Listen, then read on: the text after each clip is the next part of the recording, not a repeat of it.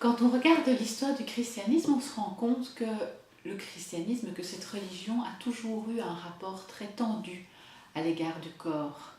On a d'une part une vision du corps qui ne serait que corruption, on trouve ça chez saint Augustin, hein. Le corps c'est ce qui sécrète des choses sales, les excréments, la sueur, l'urine, le sperme, le sang, tout ça semble plutôt indiquer que le corps n'est que la corruption, en contradiction avec, en opposition même avec l'âme qui elle est belle et pure, ou en tout cas doit tendre à le devenir et peut y parvenir.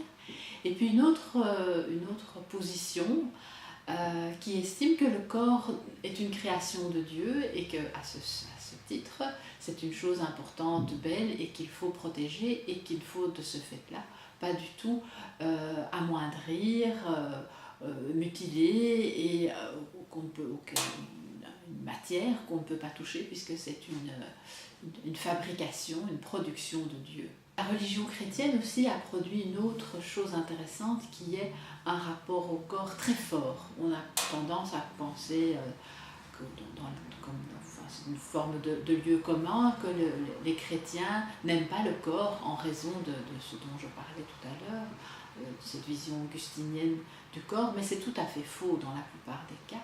Le corps, c'est ce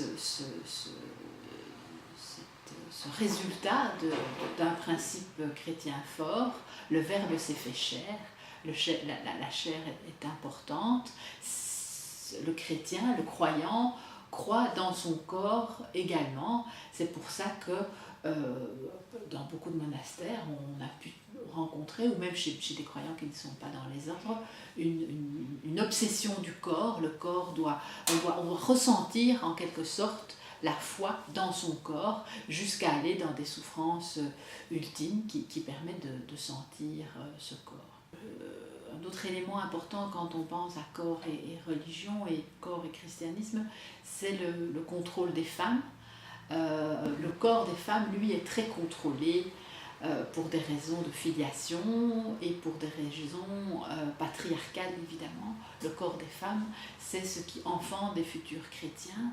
Et pour cette raison-là, le corps des femmes est beaucoup plus contrôlé et cette tension entre corps et âme est un petit peu différente et genrée entre les hommes et les femmes pour cette raison.